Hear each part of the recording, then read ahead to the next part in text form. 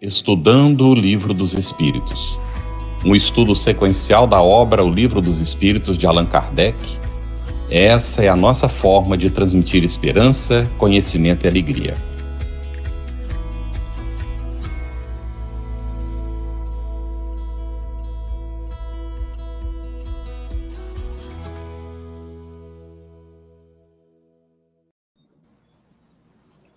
Irmãs, irmãos queridos, sejam muito bem-vindos ao Estudando o Livro dos Espíritos. Cumprimentamos o Carlos e agradecemos pela oportunidade do aprendizado, às intérpretes para Libras, Elaine Batista e Ariane Rabelo, aos nossos convidados de hoje, o Antônio Croft, palestrante espírita, diretor, orientador pedagógico e doutrinário do estudo sistematizado da doutrina espírita do Centro Espírita Seara Fraterna, do Rio de Janeiro, e Dejanane Mendonça, que é psicóloga clínica, especialista em saúde mental, álcool e outras drogas, voluntária da Fraternidade Espírita Peixotinho, no Recife, do Centro Espírita também Sem Fronteiras e do Projeto Escutatório. Agradecemos desde já aos companheiros de transmissão. Muito bem. Nossa saudação fraterna a você que está nos acompanhando. Boa noite, querida Luziane. A Cris Drux, por questões profissionais, também não pôde estar hoje. Estamos muito agradecidos a Luziane por estar aqui conosco. E aos nossos convidados, a nossa saudação também. Nós vamos seguir hoje com o estudo do capítulo 7, da volta do espírito à vida corporal, idiotismo, loucura, nas perguntas 371 a 378. Mas a Sandra Bandeira disse que ouviu e estudou o nosso 62 da semana passada, não é? E ainda ficou com uma dúvida referente à pergunta 370. E ela pergunta: as faculdades impulsionam os órgãos apenas na idade de desenvolvimento corporal ou adulto também? Fazemos a pergunta para a Nani e para o Antônio. Então, pode começar, Nani, por gentileza. Então, as faculdades impulsionam os órgãos apenas na idade do desenvolvimento corporal ou adulto também?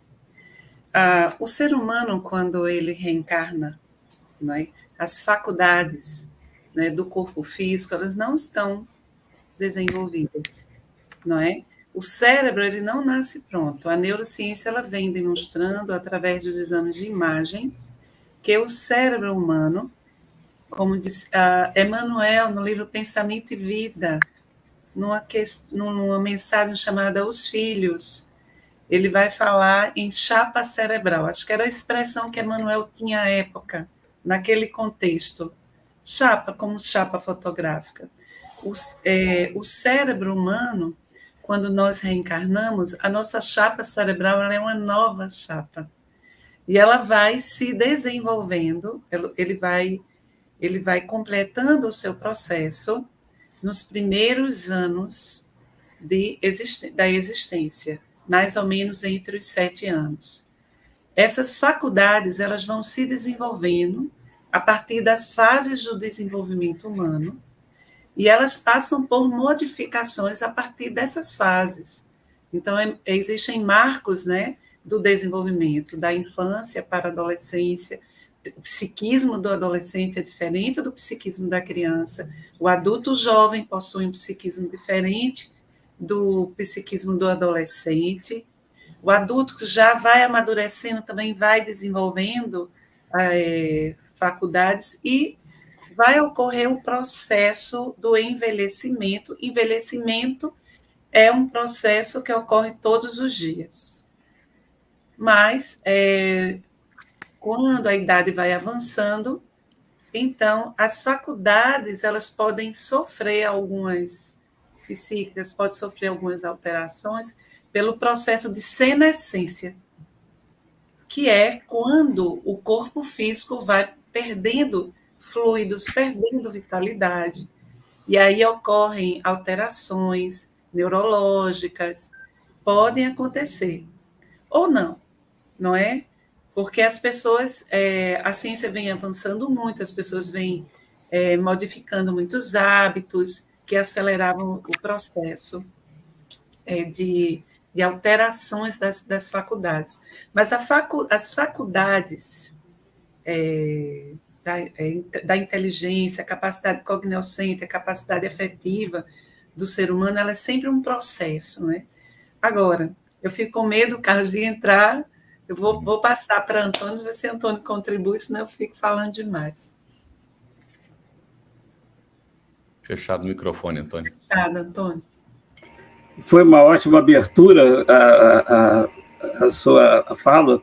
E é interessante o seguinte, que a gente tem que considerar que o espírito ele está ligado permanentemente ao corpo, célula através do perispírito, célula a célula. Então, ele vai comandar todos os processos da evolução do corpo, da infância, puberdade, os processos do corpo, funcionamento das glândulas, né, fundamentalmente, que vão fazer a evolução, como você falou, a puberdade, a juventude, a fase adulta, e também o processo da velhice, do processo do envelhecimento do corpo com o seu desgaste natural. Então, esse processo é contínuo durante toda a vida. E é esse intercâmbio entre corpo e espírito que faz essa beleza, né? O registro da experiência nossa como espíritos encarnados e a oportunidade da reencarnação que nos é dada. E é um pouco esse funcionamento que nós vamos observar agora na parte do idiotismo e loucura. Certo? Isso mesmo. Obrigada, Antônio e Nani. E a gente traz aqui a primeira questão, então, de hoje, né, 371, para o Antônio. Tem algum fundamento o pretender-se que a alma dos cretinos e dos idiotas é de natureza inferior? Bom, a espiritualidade responde de uma forma bem clara. Nenhum. Eles trazem almas humanas, não raro, mais inteligentes do que supondes, mas que sofrem da insuficiência dos meios de que dispõem para se comunicar, da mesma forma que o mudo sofre da impossibilidade de falar. Tem um texto no Céu e Inferno que é extraordinário como análise exatamente desse processo da idiotia, que o Kardec pede permissão a São Luís, que era o espírito que orientava todo o processo da codificação, auxiliava ali o processo da codificação, e pede autorização para consultar um jovem de 13 anos que estava encarnado e se podia fazer essa convocação.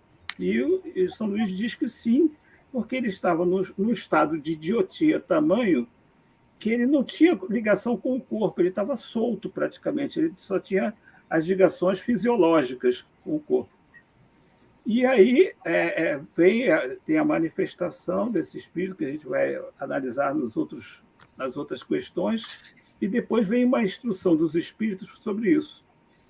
Ele diz o seguinte: os idiotas são os seres castigados pelo mau uso de poderosas faculdades, almas encarceradas em corpos cujos órgãos impotentes não podem exprimir seus pensamentos.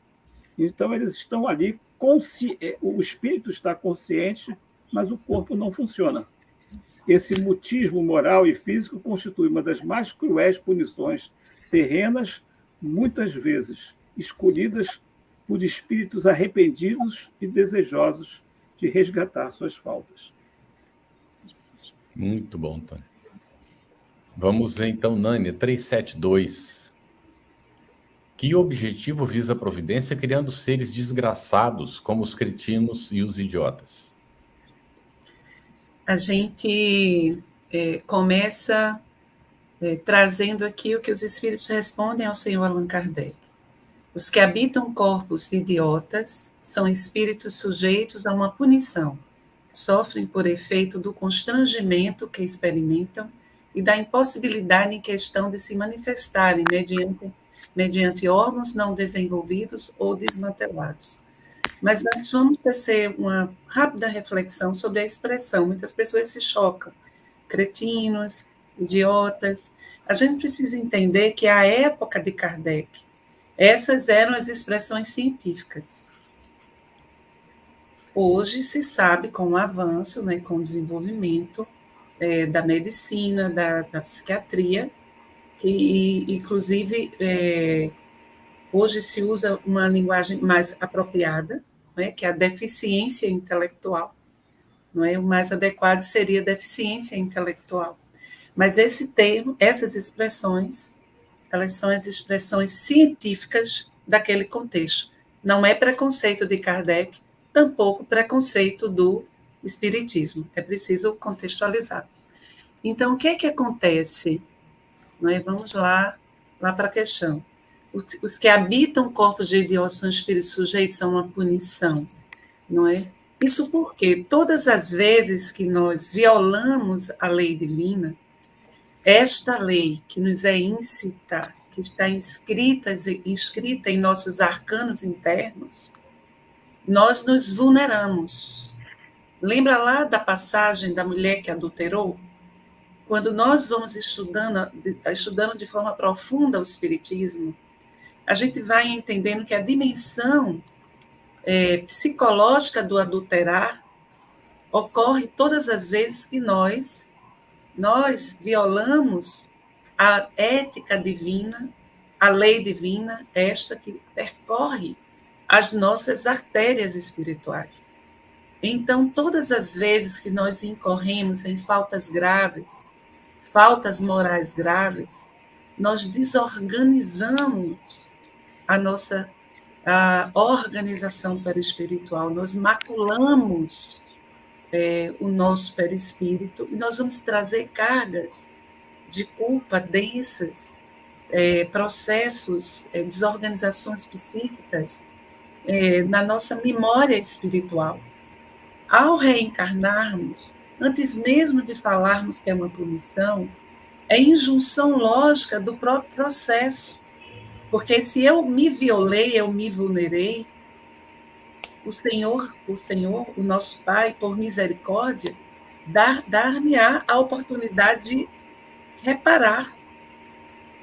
E o primeiro passo da reparação, de organização, é você começar a estruturar aquilo que ficou desorganizado.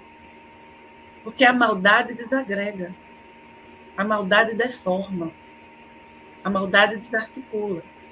Então, o psiquismo desorganizado, ele vai, no momento da reencarnação, como se fosse um processo de drenagem, também desorganizar a estrutura cerebral. Então, existem transtornos mentais que se configuram uma expiação porque as marcas, que Joana de Ângeles chama de marcas morais, elas que estavam no espírito, elas passam a ser drenadas para o novo corpo físico. E ali a pessoa vai viver esse processo que se diz de deficiência intelectual, não é? O cretino, idiota, na expressão da época, como uma espécie de punição, mas a gente também traz essa perspectiva terapêutica. É punição porque o espírito ele vai estar tolhido, ele estará tolhido por um corpo que não responderá às suas faculdades espirituais. Muitas vezes são espíritos muito inteligentes, frequentemente são espíritos inteligentíssimos, mas que vão reencarnar em corpos em que o cérebro e a estrutura não vão, as faculdades não vão responder como Antônio trouxe no texto que ele leu. Não vão responder às suas possibilidades. Então, não deixa de ser uma punição, mas também é misericórdia. Excelente, Nani. Antônio, a gente traz a próxima questão, a 372A, mas a gente também vai fazer uma ponte com a pergunta da Edna aqui. Então, vamos fazer primeiro a pergunta da 372A. Não há, pois, fundamento para dizer-se que os órgãos nada influem sobre as faculdades? E aí a pergunta da Edna, às 19h29, é: a condição moral do espírito está diretamente ligada ao bom funcionamento dos órgãos no corpo físico? O que nós aprendemos, né, é que o espírito tem o comando da formação do corpo. Vamos ver o que os espíritos respondem a Kardec. Nunca dissemos que os órgãos não têm influência. Tem-na muito grande sobre a manifestação das faculdades, mas não são eles a origem destas. Aí está a diferença. Um músico excelente com um instrumento defeituoso não dará a ouvir boa música, o que não fará que deixe de ser um bom músico. Então, nós vemos que o espírito, né, e principalmente o perispírito, ele é chamado de modelo organizador biológico. Ele imprime no corpo as características, como a Genane falou, do seu psiquismo, daquilo que ele traz de experiências positivas ou negativas.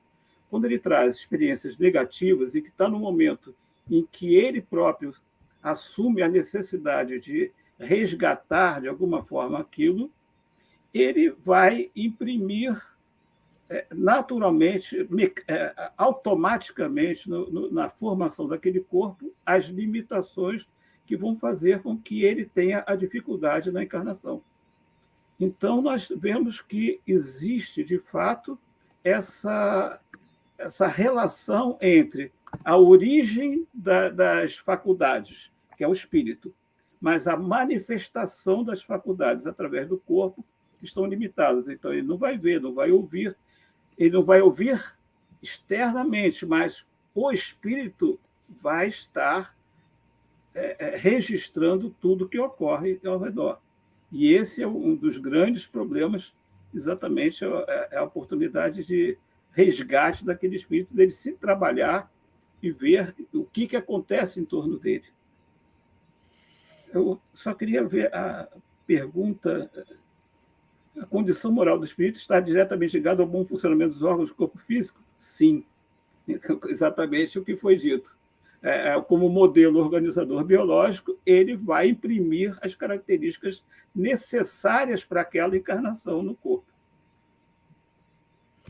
Muito bom. Nós temos um comentário da Suzana Saito. Poderiam colocar, por gentileza? Hoje eu vou mostrar. Seria interessante existir novas edições dos livros de Kardec com os termos científicos atualizados, as que poderiam rever isso. Editoras bem, aí não continuou.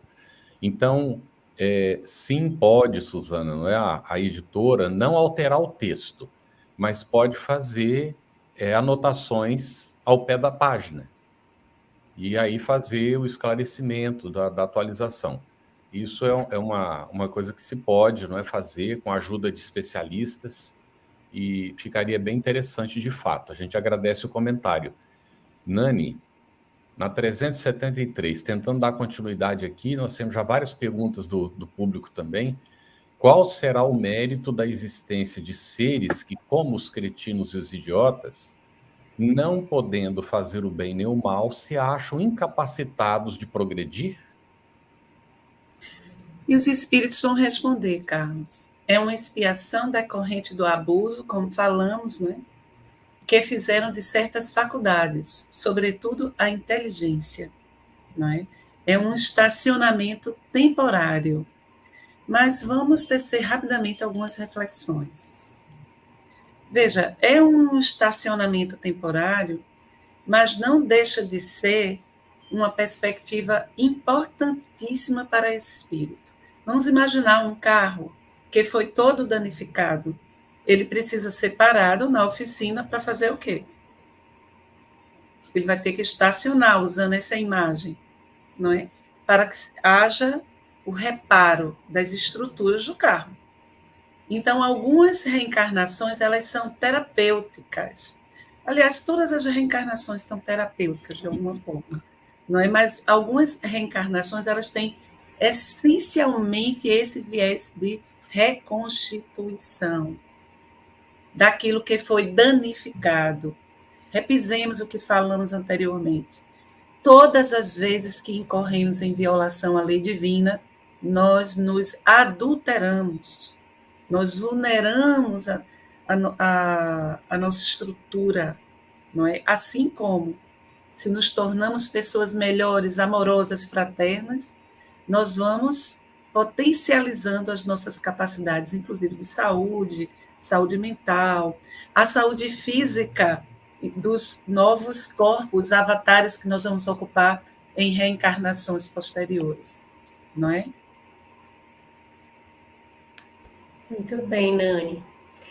Na questão 373, Antônio, letra A, nós temos o seguinte questionamento.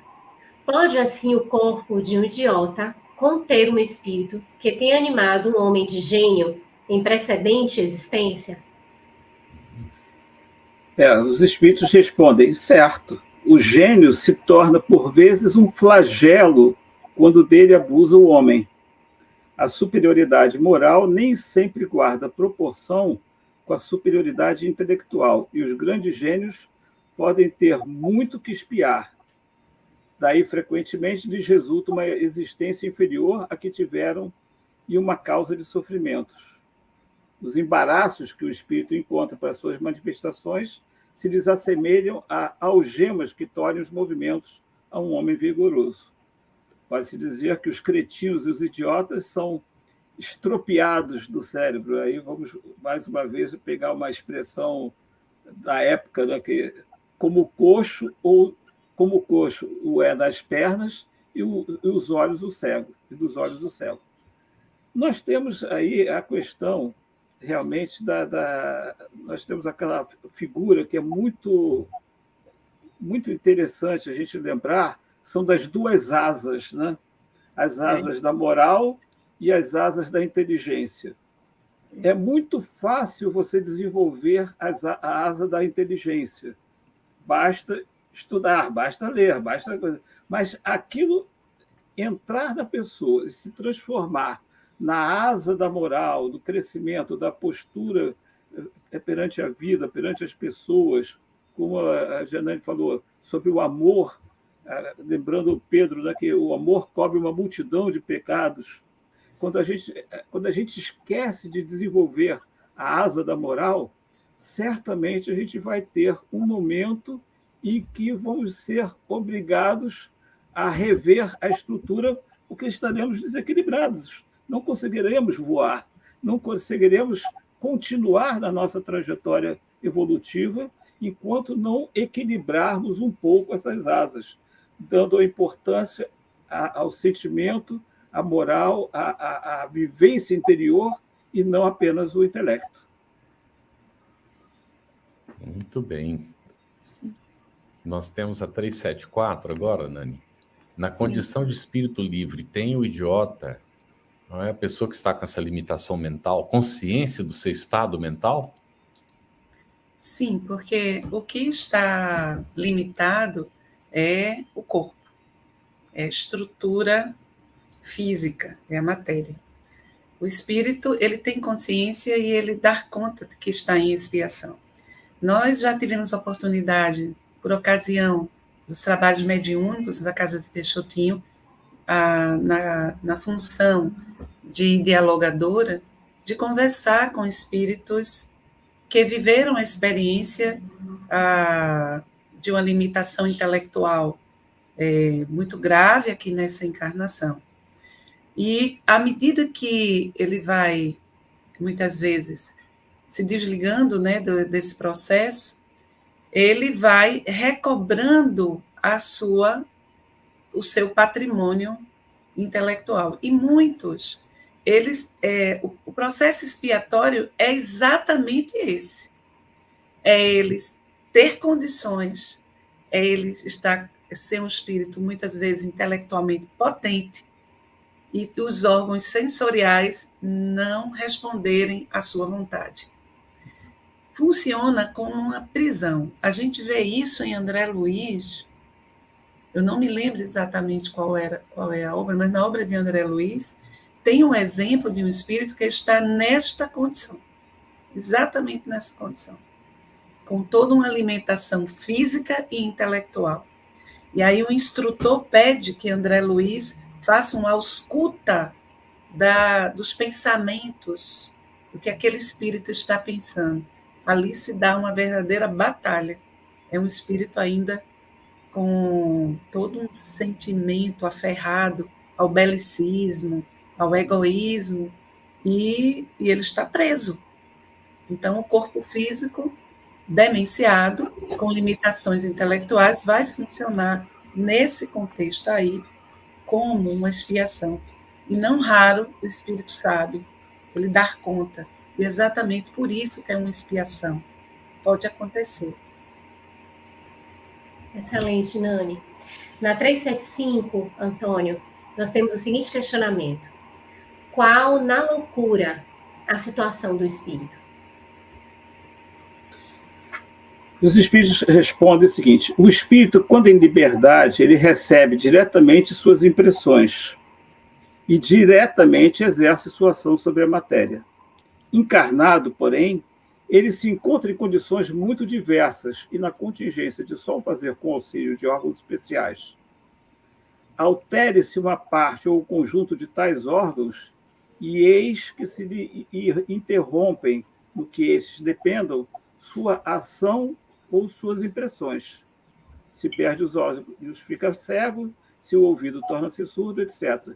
Imagina agora que seja o órgão que preside as manifestações da inteligência, isto é, o cérebro, né? Quando o cérebro, através da reencarnação, que a gente, como temos falado aqui, o espírito imprime no cérebro algumas disfunções, são colocados no cérebro dele algumas disfunções que fazem com que ele não tenha a codificação correta dos sinais, daquilo que ele recebe, daquilo que ele produz. O pensamento dele não se manifesta da mesma forma.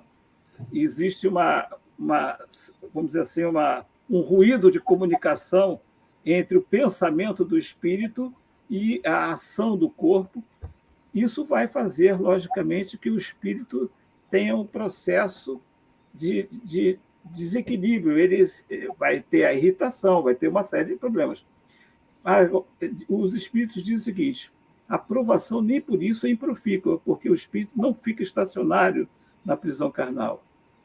A loucura é também uma punição aos abusos das mais elevadas faculdades.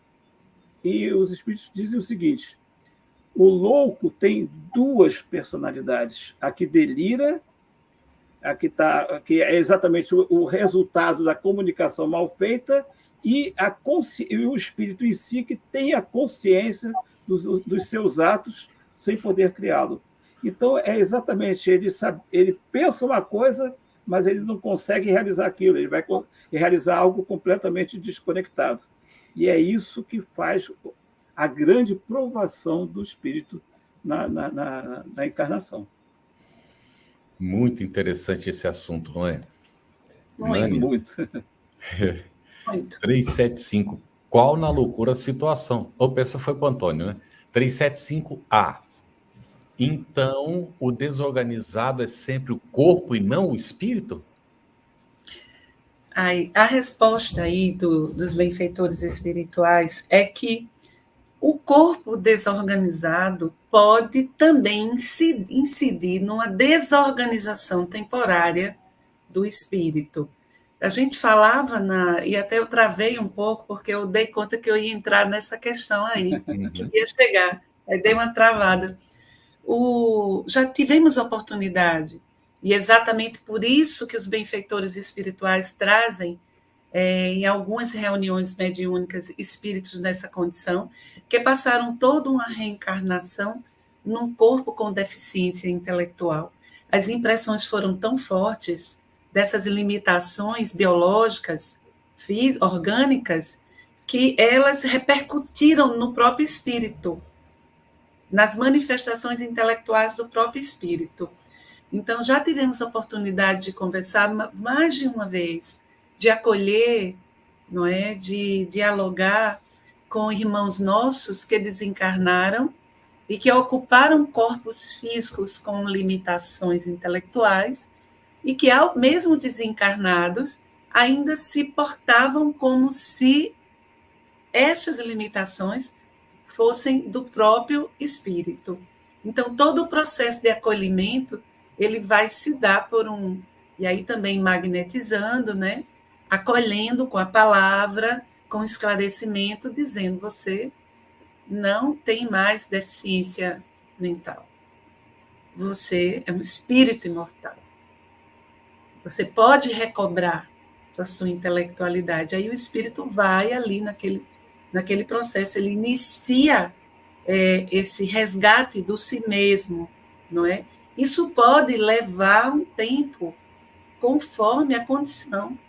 Então, a gente não pode esquecer que não faz muito tempo o nosso país ainda aceitava os infames hospitais psiquiátricos, que eram verdadeiros campos de concentração. As pessoas eram largadas, presas ali naquele modelo que, quando Pinel ele criou o primeiro hospital, as intenções foram maravilhosas, mas depois o modelo hospitalocêntrico ele foi extremamente violador, não é?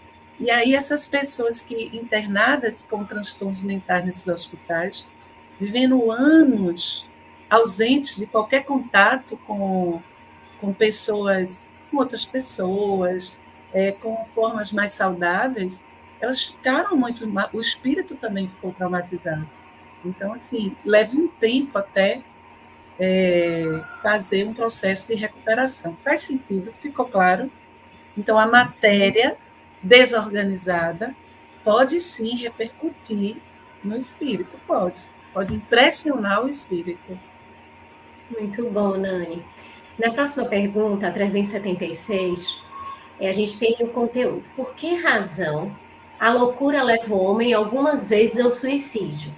E a gente queria apelar essa pergunta, Antônio, é uma pergunta da Andréia Henriques, às 20h02, que ela pergunta sobre as consequências. O que acontece com os deficientes mentais que eles se suicidam? Bom, os espíritos respondem o seguinte: o espírito sofre pelo constrangimento em que se acha e pela impossibilidade em que se vê de manifestar-se livremente, donde o procurar na morte um meio de quebrar seus grilhões. A gente tem que lembrar que aquele espírito chegou naquela situação de loucura, de coisa, exatamente por ter um psiquismo já rebelde, um psiquismo com dificuldades de relações, de uma estrutura equilibrada. Então, a rebeldia do espírito, inconformado com a limitação e o desarranjo do corpo, faz com que tente se libertar precocemente pelo suicídio, trazendo o agravamento de seus débitos. Revoltam-se alguns contra o suplício voluntário e, lamentando a escolha feita, sentem violento desejo de tornar a outra vida. Infelizmente, eles esquecem que foi muito mais pela escolha deles próprios, na encarnação, aquela limitação. E, ao fazer o suicídio, achar o caminho do suicídio, eles, na verdade, estão agravando os débitos, porque não resolveram o anterior e fizeram mais alguma coisa. Lógico que nós temos que sempre lembrar da misericórdia divina. Acima de tudo, em cada situação, em cada caso, porque nós temos que lembrar também dos processos obsessivos que podem estar associados à influência de espíritos outros que a gente sabe que se afinizam com a situação e vão procurar interferir. Então, cada caso nós não podemos generalizar, mas, em princípio, conforme os espíritos disseram, existe, de fato, um agravamento dos débitos. Mas, cada situação, aí temos que lembrar da misericórdia de Deus, que é infinita. Muito bem. Na sequência, Nani, 377, depois da morte, né, você já comentou que os órgãos podem, não é, até interferir com a manifestação do espírito, até deixar o espírito um pouco ali meio, não é, com dificuldades.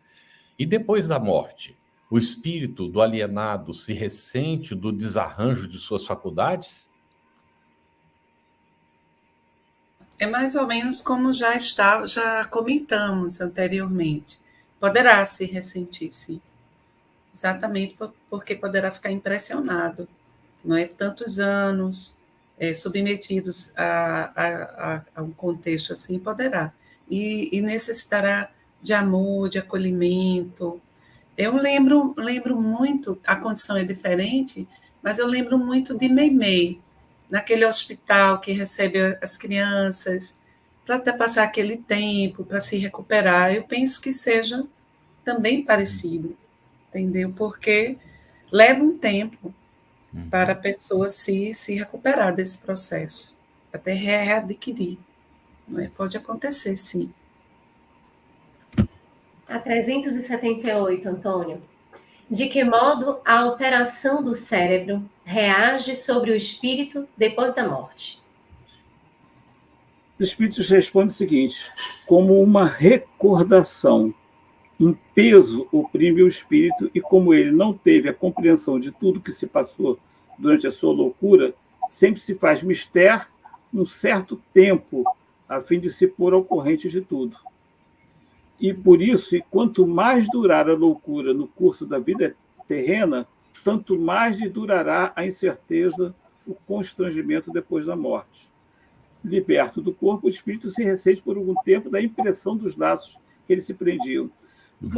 Utilizando um termo moderno, aí, que nós poderíamos dizer que ele está sofrendo uma síndrome pós-traumática.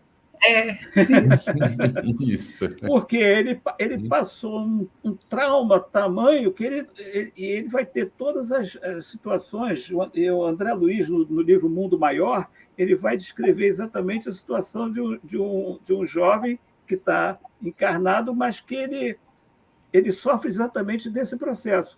A condição pode durar meses, anos, com gatilhos que podem trazer de volta as memórias do trauma, acompanhadas por intensas reações emocionais e físicas no lado espiritual, vamos dizer assim.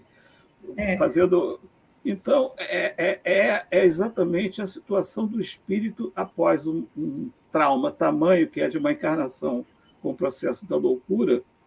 Ele vai, de fato, ter um tempo equivalente ao tempo que ele passou encarnado no processo da loucura. Ele vai ter para desintoxicar, propriamente dito, o seu espírito e se restabelecer a normalidade.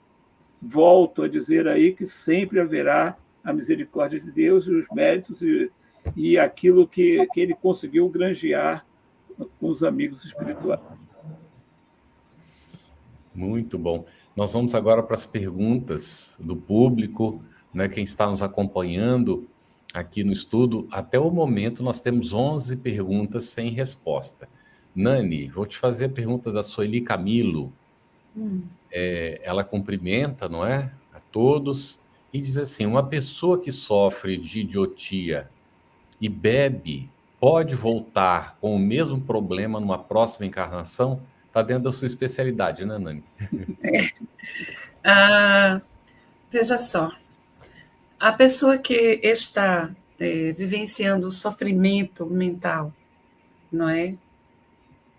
Uma limitação intelectual, ela pode trazer também, dentro da carga aflitiva, ansiedades, quadros depressivos profundos, não é?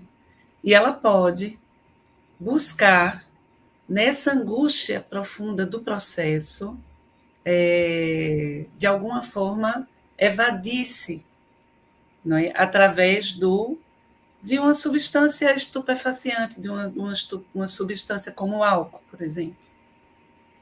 Ela pode já ter, inclusive, essa tendência de reencarnações anteriores. Então, a pergunta é: uma pessoa que sofre de idiotia e bebe pode voltar com o mesmo problema numa próxima encarnação? A gente não pode dizer que vai voltar. Não é? É preciso observar a circunstância. Não é? Se a pessoa passou por todo um processo não é, de limitação intelectual. Melhorou em algumas coisas, recuperou em algumas coisas, mas ainda ficou com a questão do alcoolismo, com a dificuldade, né, da dependência química, não é? Isso poderá desenvolver outros problemas. Necessariamente ela não precisa vir depois com a limitação intelectual. É preciso que a gente olhe para esses processos de forma muito amorosa, que a gente perceba que o amor de Deus e a misericórdia de Deus nos dá sempre a oportunidade e coloca tudo na balança da justiça, não é? Do que é justo, que vai possibilitar a recuperação. Então, assim, a gente não pode dizer que a pessoa vai ficar vir no mesmo quadro. Ela poderá ter avançado um pouco, recuperado algumas estruturas, mas ela poderá desorganizar outras coisas se continuar bebendo, não é? Pode vir com o fígado todo destruído na próxima reencarnação, por exemplo, não é? Antônio, a Bianca Fernanda, às 19h20, pergunta: a loucura também acontece por processos obsessivos ou dívidas passadas. Mas, e nos casos de demências, como Alzheimer, que deixam a pessoa alheia à realidade? Olha, o Alzheimer é uma limitação que produz, vamos dizer assim, aquilo que Kardec descreve como a idiotia, vamos dizer assim, porque ele chega a um ponto de limitação do corpo que o espírito já não consegue mais se manifestar, porque começa a deterioração dos processos cognitivos, agindo primeiro sobre o sistema nervoso e depois sobre as ações mecânicas. Então, ele repete, por assim dizer, o processo da idiotia, vamos dizer assim, só que por um tempo limitado. E o Alzheimer é interessante que nós vemos o seguinte: podem ter, como a Jana falou, mas nós não podemos observar a encarnação como um castigo de Deus, mas sim como uma oportunidade de resgate. Às vezes, coisas que parecem ser negativas aparecem na nossa vida muito mais como limitadoras, como processos de contenção para que não façamos coisas piores. Então, o Alzheimer pode ser um processo que limite a pessoa e impeça que ela faça coisas que não seriam necessárias na vida dela e ela poderia chegar a fazer. Então, nem sempre o Alzheimer é um castigo, é uma forma de... Agora, existe, de fato, a questão fisiológica das limitações e do processo de deterioração do corpo até o desencarne. Eu vou fazer uma pergunta, Jane, que está relacionada com o Alzheimer também. É para a Nani. E depois que a Nani terminar, Lu, eu gostaria só de fazer um breve comentário, tá bem? Eu não quero antecipar para a gente ouvir primeiro a Nani. Então, Nani, a pergunta é essa aqui, olha. O Alzheimer é uma expiação? E quando a demência aparece num trabalhador espírita, é uma aprovação pedida pelo espírito? Veja só, o Alzheimer ele é sim um processo expiatório, porque a pessoa ela perde, como o Antônio estava falando, a sua capacidade de reconhecer até os próprios afetos. Ela se ausenta, no entanto, ela está ali. O espírito está ali, dando conta de tudo, mas o corpo vai perdendo. É uma situação tão peculiar, o Alzheimer, que ela começa assim, por exemplo, a pessoa pode começar, sai, pega o carro, de repente não sabe mais voltar para casa. Então, ela vai perdendo essa capacidade de contato, de estar aqui, de se relacionar, não é? A gente está falando muito como uma expiação para o espírito que está vivendo a experiência, mas também é um processo provacional difícil para quem ocupa a função de cuidador, os familiares, os que estão próximos. É por isso que existe já grupos terapêuticos, inclusive, de acolhimento, para ajudar as pessoas que vivem um luto de perder aquela pessoa que ama sem perder. Ela está ali, mas não mais aquela pessoa, porque aquela pessoa ela vai se afastando. Então, é um processo expiatório. Agora, e quando a demência parece um trabalhador espírita? Vamos logo, Jeane querida, colocar o seguinte: o fato de sermos trabalhadores espíritas não nos livra de passarmos pelos processos de aprendizagem e de recuperação que necessitamos passar, se assim for necessário que passemos. Posso trazer o exemplo de Peixotinho. Peixotinho, um benfeitor espiritual da casa a que estou vinculado, o maior médium de materialização que a gente conheceu até hoje. Peixotinho, ele tinha uma asma tão sofrida, tão angustiante, não é? E se a gente fosse buscar na vida de Peixotinho uma vida toda de amor, dedicada, né, à causa do bem, não é?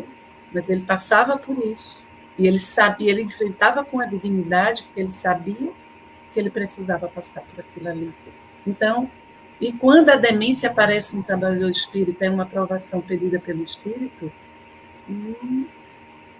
nem sei, que não é assim, não é bem assim, não é porque é um trabalhador espírita que a gente vai se livrar de certas experiências humanas, do processo humano, não é?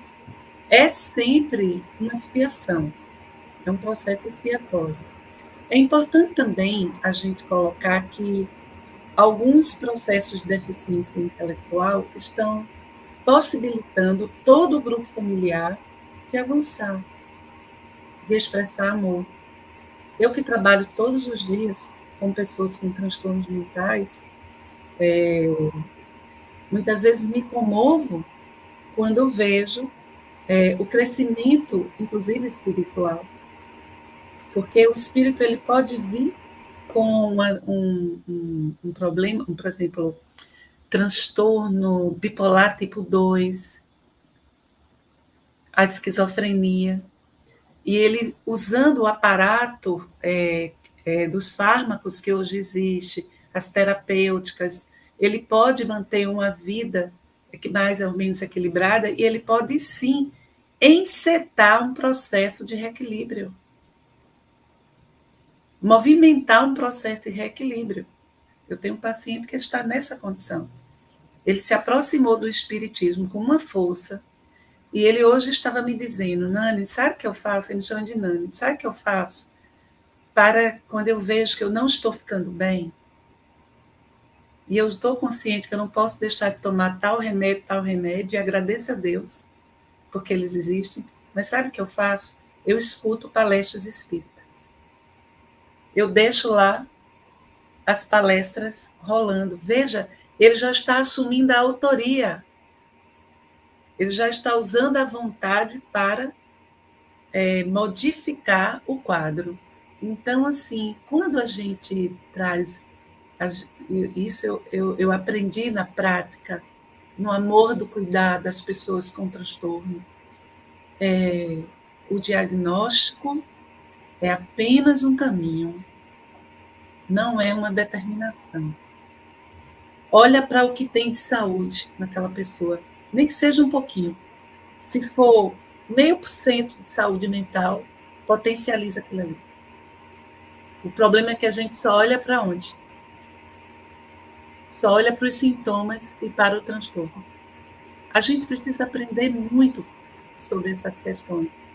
Até porque qualquer um de nós aqui podemos passar por um processo de deficiência intelectual, por qualquer razão. Não é? Muito bem, Nani. Eu estou colocando aqui da Cláudia Danz, relacionada com o assunto.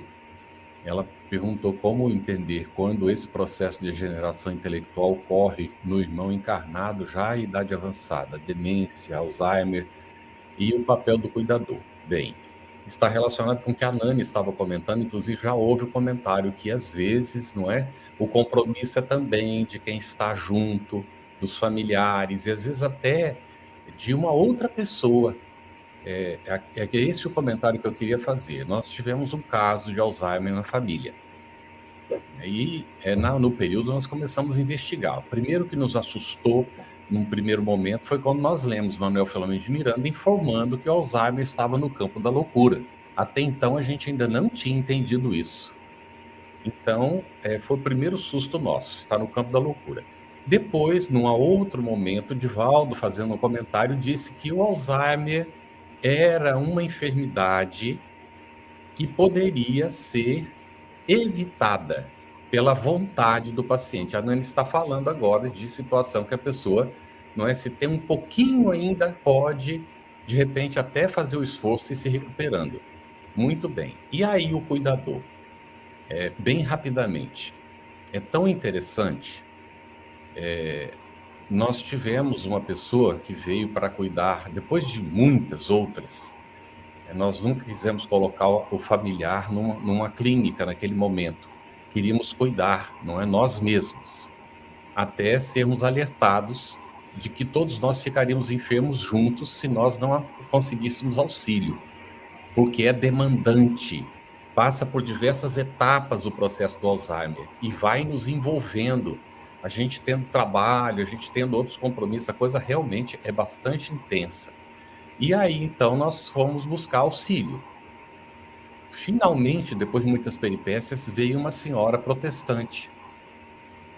Bem, ela, depois de estar ali alguns dias trabalhando, perguntou se a gente aceitaria que ela chamasse a nossa familiar de mãezinha. Vejam lá. Depois ela disse assim, que ela tinha tido um sonho, que ela não estava ali por acidente.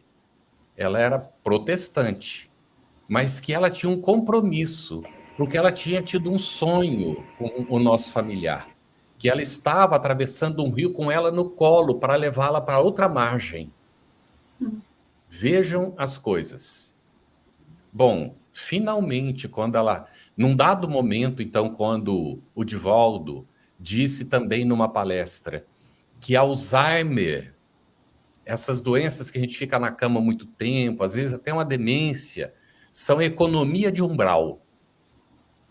Porque se a pessoa desencarna, ela pode estar isolada no umbral, enquanto isso ela pode estar cuidada pelos familiares. Então, nós tivemos uma conversa com a pessoa que estava cuidando. Olha, que Deus a leve somente quando ela estiver pronta. E nós vamos fazer de tudo enquanto não acontecer isso, não chegar esse momento. Pois ela desencarnou nos braços dessa cuidadora. E ela se jogou de joelhos no chão e disse, meu Deus, se ela estiver pronta, Senhor, o Senhor pode levar, mas se ela não tiver, deixa ela aqui mais um tempo. Bom, essa senhora hoje é como uma familiar nossa. Então, é impressionante como as coisas acontecem na vida da gente, quantas lições isso nos traz, o quanto nós aprendemos com essa situação. Isso. Bem, nós vamos... Carlos, deixa eu fazer só uma pontuação. A gente olha com muito pesar, sobremaneira devido à carga aflitiva de ter um afeto, um parente, nas diversas condições de limitação intelectual. É muito duro, mas a gente precisa perceber toda a circunstância amorosa que muitas vezes rodeia e que ajuda. Veja essa criatura que chegou, que certamente deve ter uma conexão, uma vinculação espiritual com o grupo familiar do nosso Carlos, com essa parente, especialmente, né? Com certeza. E aí, Lu, podemos seguir, né? Por gentileza. Vamos lá. Vamos lá. Antônio, a Hilda Regina traz às 20h46 a pergunta: quando se fala das faculdades, seriam as potencialidades? potencialidade significa algo em potencial, possível. A faculdade é a ação propriamente dita, são as manifestações. Isso. As faculdades aí que estamos falando a faculdade cognitiva, da fala, os sentidos, a audição, tudo isso. As potencialidades são algo que poderão ocorrer, se desenvolver a potencialidade, vamos dizer assim, o potencial mediúnico da pessoa, mas aí é algo que será desenvolvido, que será educado, será preparado para o trabalho. Então, é diferente da faculdade e da potencialidade. Excelente, Antônio. Eu estava pondo atenção nessa pergunta e pensei, aqui é uma oportunidade de esclarecimento. Você foi preciso. Excelente. Nani, olha só essa. Quando a loucura é ativada por hábitos equivocados, alcoolismo, uso de drogas, é um resgate de outra encarnação ou da atual? Estava na programação do espírito? Não. Nós podemos reencarnar saudável, com todo o aparelho psíquico estruturado. Nós podemos receber um corpo físico saudável, sem mérito, viu? Isso só ia acontecer. Há corpos belíssimos aí, não é? Pessoas belíssimas fisicamente, que trazem consigo verdadeiras atrocidades internas, deformações morais. E se você vê o espírito, você dá uma carreira daqui do Recife até onde está Carlos, lá no Bahamas. Entendeu? Então, é muito importante que a gente entenda que a loucura, ou seja, o transtorno mental, vamos usar assim, pode sim ser desenvolvido pelos hábitos equivocados. Gostei da expressão, viu, Dani? Os hábitos equivocados. Uhum. Não só o alcoolismo e o uso de drogas, mas ódio em excesso, egoísmo em excesso, não é? Posturas emocionais extremamente violentas, agressivas, pode desarticular os centros de força, pode acionar um processo de estrutura que começa pelo perispírito. E como Antônio colocou, não é? O perispírito, ele falou em modelo organizador biológico, que é a classificação que a benfeitora traz, a nossa benfeitora traz, Joana de Ângeles, mas a gente pode usar uma imagem bem interessante, que o perispírito é como se fosse uma memória RAM, é como ele fosse uma memória. Tudo que fica nele registrado repercute no corpo físico. Então, a pessoa pode, sim, desenvolver processos de loucura se ela começa a viver uma vida desregrada, corrupta, violando a lei divina, machucando os corações. Aquelas que são responsáveis pelo morticídio, pela morte, pelo homicídio. Nós podemos matar uma pessoa, não apenas pelas vias de tirar uma arma, uma arma branca, o que a gente pode matar uma pessoa de raiva, a gente pode matar uma pessoa de escassez afetiva, com a calúnia. Então, sempre que a gente caminha na vida assim, machucando os corações, estamos inscritos nas teias da loucura. Com certeza, pode acontecer. Excelente, Nani. Antônio, a gente tem uma pergunta e a gente vai unir com uma outra aqui que é muito próxima. A da Angélica, ela pergunta: a encarnação numa condição de retardo pode ser uma escolha do espírito para a sua evolução ou é sempre uma consequência natural de suas faltas? Mas também o Fernando pergunta: mas nem sempre a deficiência intelectual é uma prova de expiação, correto?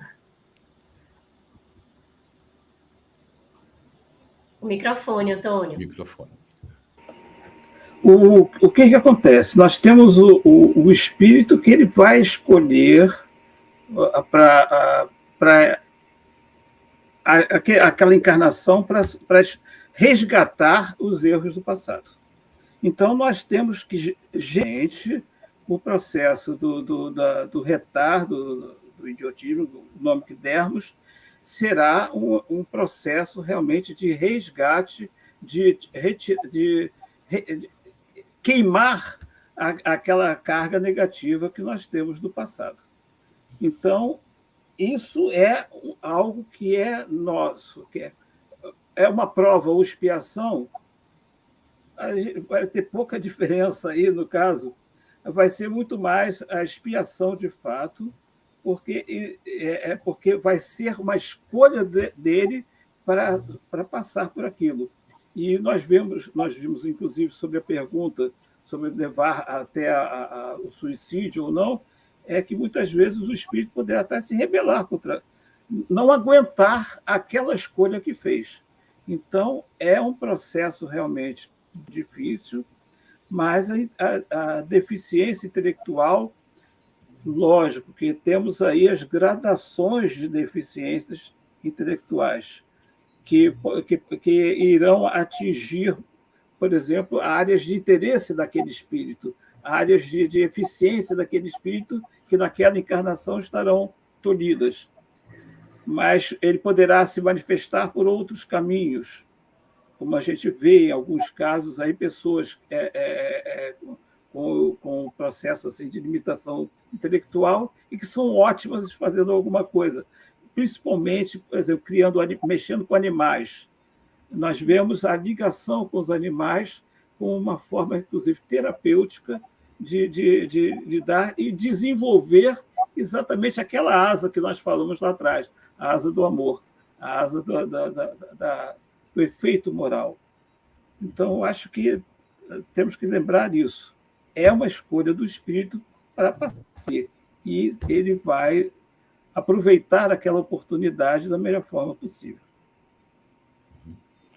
Agora, Nani, a Tatiana, ela colocou que leu em algum livro, mas ela não se lembra qual, que os espíritos nascem com algum tipo de idiotia também para, de alguma forma, ser protegidos de algum inimigo do passado. Isso é correto? Isso pode acontecer. No Mundo Maior, André Luiz, exatamente aquele caso que eu estava trazendo antes, essa personagem, ela veio nesse corpo, ele vai funcionar como uma espécie de escafandro. Ele tem essa função de ajudar terapeuticamente a iniciar o processo de recuperação, não é, do espírito. Tem a outra função, a segunda, que a gente já comentou, que é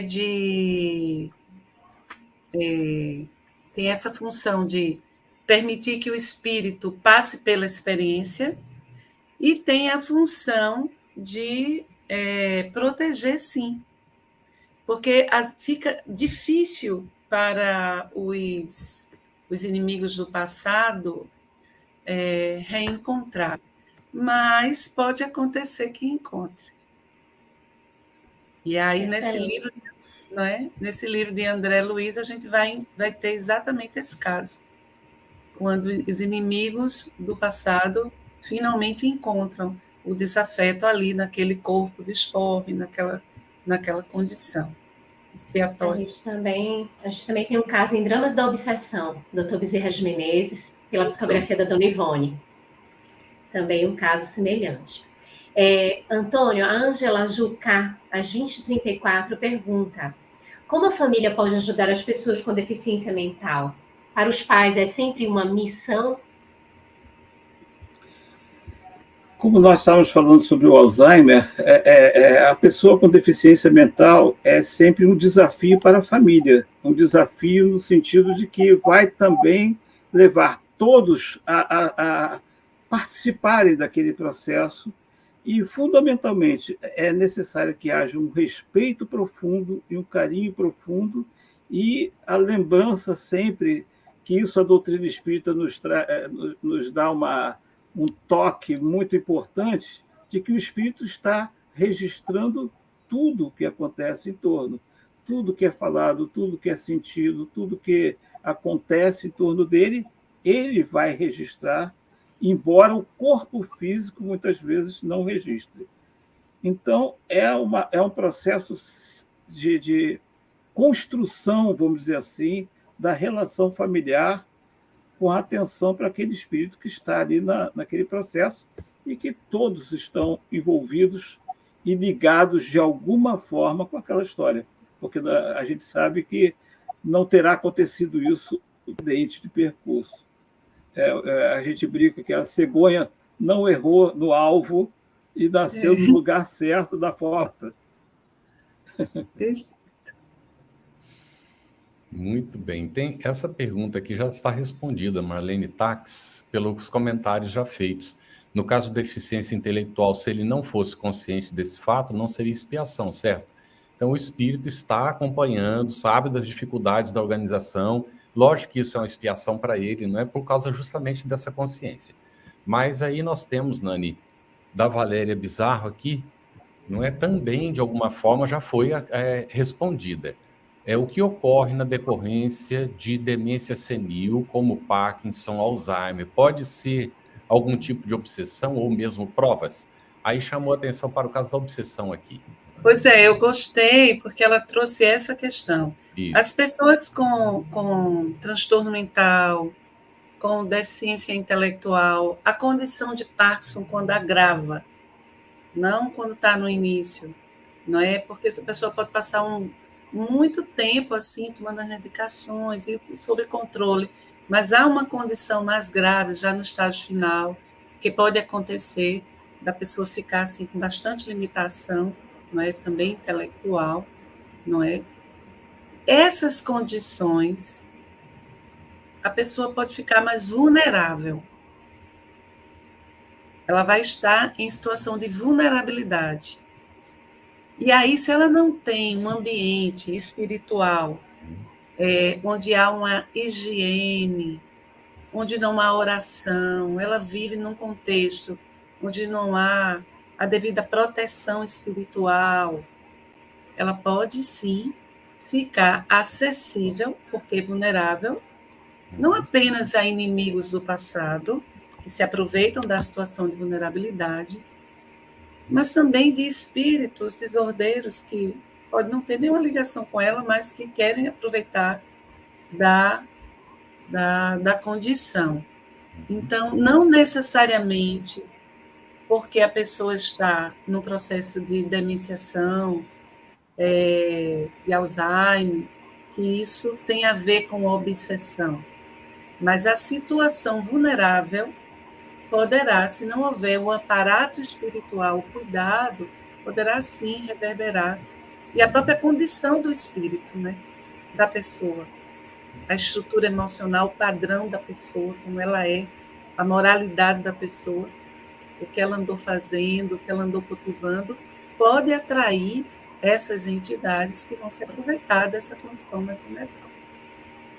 É muito importante, diante desse tema que estamos estudando hoje, refletirmos sobre aquilo que está oculto e também se apresenta velado e que é a oportunidade de nosso crescimento. Então, todas essas questões apresentam uma grande oportunidade de cura para quem quer que esteja em papel que se apresente, aquele que encarnou com algum processo de deficiência que vai manifestar posteriormente, ou muitos que não irão manifestar momento algum, mas todo momento, com a convivência com essas deficiências e a oportunidade de crescimento, para lidarmos com deficiências que estão ocultas, que estão veladas, e que é uma excelente oportunidade de educação. E isso é importante a gente manter para não perder de vista. E aí a Dani Monteiro, Antônio, pergunta como se explica espiritualmente várias pessoas na mesma família com transtornos mentais semelhantes. É um processo, vamos dizer, de atrito intenso, por assim dizer, porque obriga a todos eles a superar para termos uma relação mais saudável possível. Vai ser um exercício muito grande de superação de cada espírito, de cada pessoa dentro daquela relação. E é óbvio que não estará apenas dentro daquele núcleo familiar, mas em torno também todos aqueles que estiverem ligados àquela família, porque eles não estão sozinhos no mundo. surgiram ali e estão dentro de uma teia familiar, vamos dizer assim, de uma rede familiar que precisa se organizar também para auxiliar e para sustentar aquelas pessoas. E delas realmente vai ser um exercício muito grande de ajustar as suas deficiências de forma a ter o mínimo de atrito possível. É o ideal. Nem sempre a gente vai conseguir isso, mas é o que precisa acontecer, né? É o que deve acontecer. Muito bom. Nani, por favor, é a Fernanda Faustino. Preciso de uma orientação. Minha sogra tem esquizofrenia e meu sogro tem Alzheimer. A orientação que você deve estar precisando, Fernanda, primeiramente um abraço, viu? Que você deve estar precisando deve ser uma orientação. Primeiramente, deve-se buscar ajuda médica, para os 2 casos especializados. Isto. Em relação ao sogro que está com Alzheimer, é preciso buscar um geriatra, um geriatra, um especialista na área um médico neuro, não é?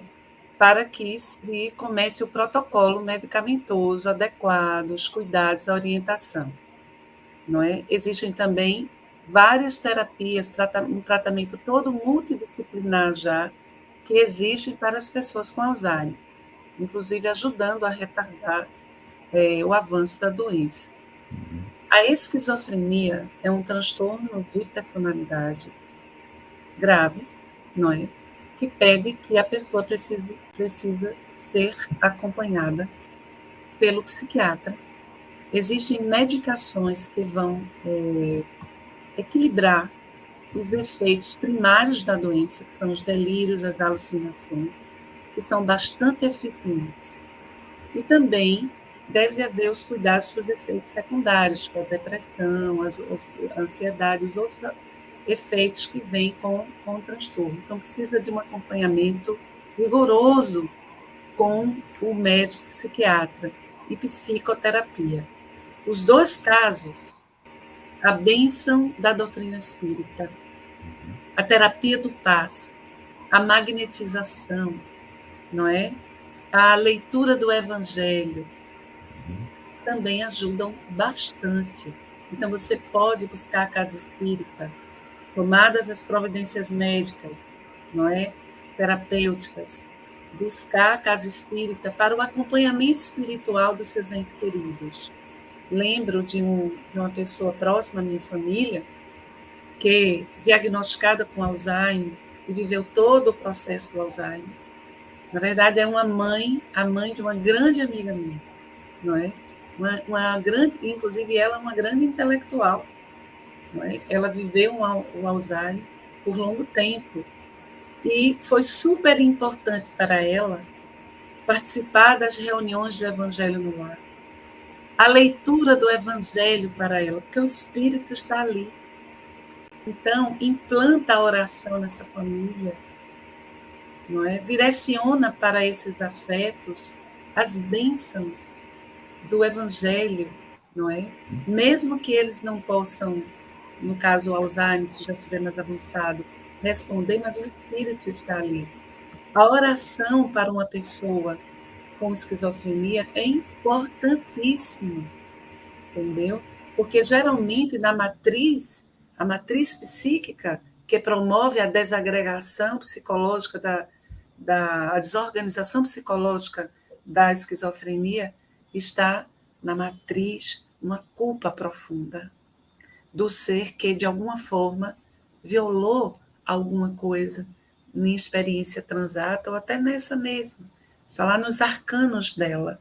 Então, a leitura do Evangelho, falar sobre o perdão, preces, orações, isso vai ajudando o espírito a se acalmar, a se organizar. A gente não pode esquecer que a doutrina espírita é também terapêutica. Ela é essencialmente terapêutica. Perfeito, Nani. A nossa última pergunta de hoje, Antônio, é a da Viviane Franco. Como diferenciar esquizofrenia de obsessão?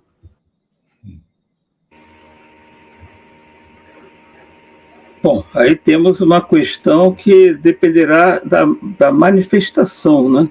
De como vai se manifestar a esquizofrenia, de que maneira.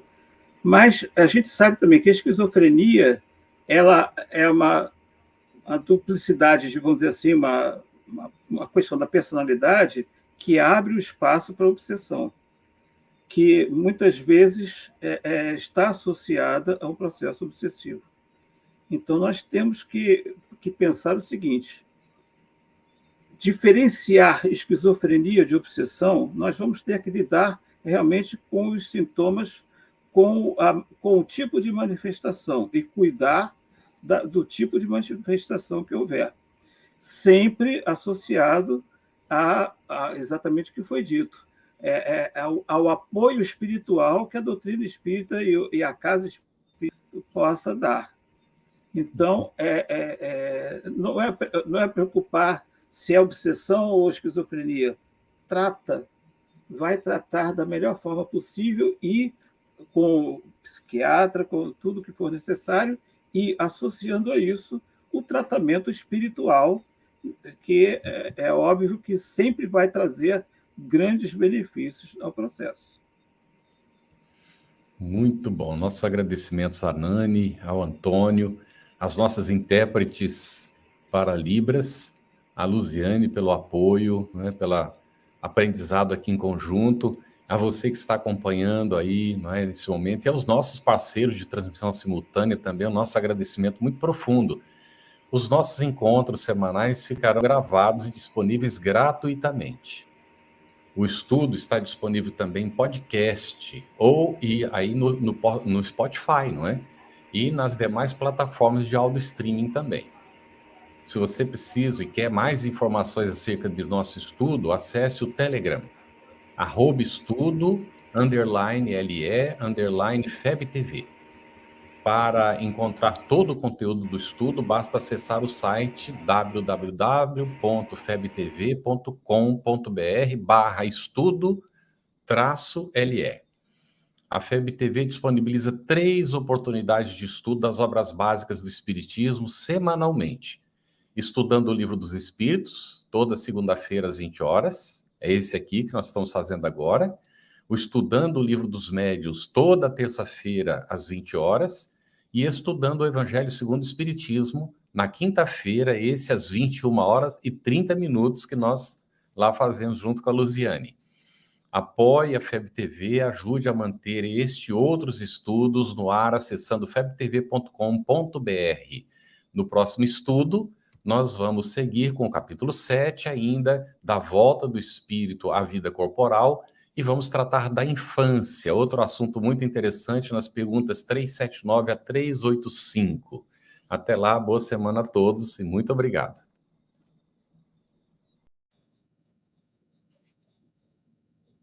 Você que colaborou conosco, a gratidão. Você que ainda não colaborou, tem a oportunidade de colaborar com a FebTV para que ela cumpra a sua missão, que é divulgar o bem, que é divulgar a esperança, que é divulgar o Cristo através do Espiritismo. Muito obrigado a cada um de vocês. Nós agradecemos de coração.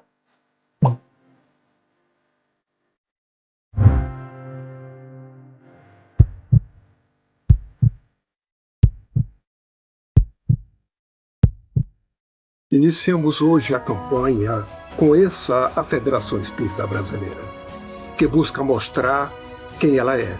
O trabalho realizado por meio desta instituição centenária, trazendo você para dentro da nossa casa. Como surgiu a Federação Espírita Brasileira? De Augusto Elias, o seu fundador, aos dias de hoje, o que ocorreu? Quem foram e quem são os vultos que fizeram e fazem parte dessa história? Qual a relação de nomes como Chico Xavier, Bezerra de Menezes, Ivone Pereira com esta instituição? Qual a sua missão? Como ela atua na formação do homem de bem? apresentaremos a Federação Espírita Brasileira em formato dinâmico com vídeos, depoimentos, postagens históricas, áudios. Conheça e faça parte desta família.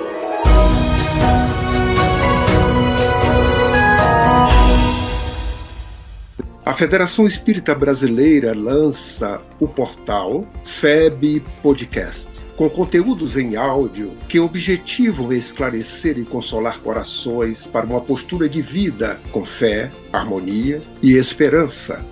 Diretamente dos estúdios da Federação Espírita Brasileira, está começando o podcast Espiritismo em Pauta. Você está ouvindo o podcast Estudando o Livro dos Espíritos. Olá, eu sou o Thiago Toledo e você está ouvindo o podcast do Cidadão do Universo. Você está ouvindo o podcast do Entre Dois Mundos. Você está ouvindo o podcast do Gostinho de Leitura. Estudando o Livro dos Médiuns. Olá, eu sou a Marina Miranda e você está ouvindo o podcast Minha Nada Mole Encarnação. Essa é a nossa forma de transmitir esperança, conhecimento e alegria.